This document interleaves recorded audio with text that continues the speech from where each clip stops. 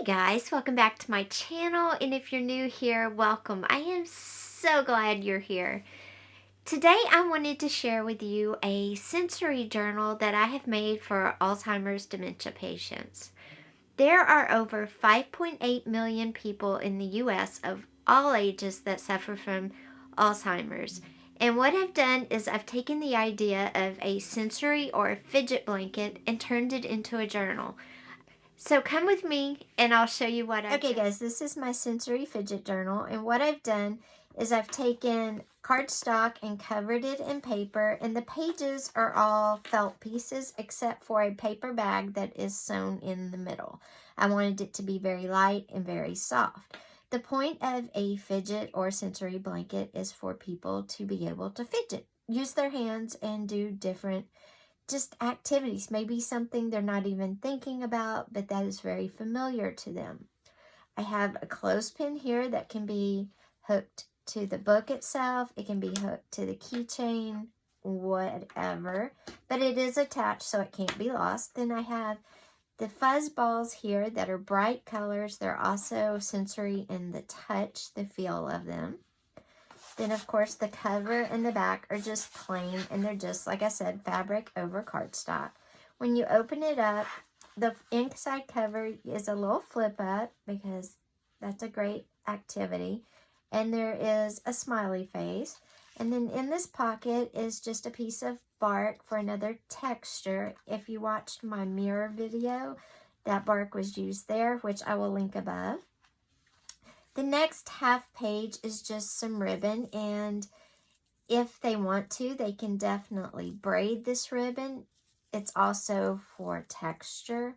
They can tie it. They can do whatever they want. The next one is a letter. It's a bright color. They can feel it. Just another touch. This is a piece of like wired ribbon. They can bend it around, make, a shape out of it, whatever strikes their fancy. And not only are all the activities on the page for fidgeting or sensory, but the pages themselves. If we think about it, the act of turning a book. Have you ever sit there and just turned pages and not really been reading a book? That's a great fidget activity as well. You can also add buttons, and if you have buttonholes, you could add like a button and a buttonhole. You can add snaps. There's just a lot of things. If you had somebody that maybe was a great fisherman, you could add fisher lures in it. Here I've added a key and another ball.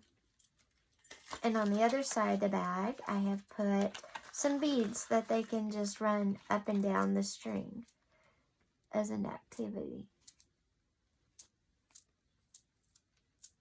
Makes noise.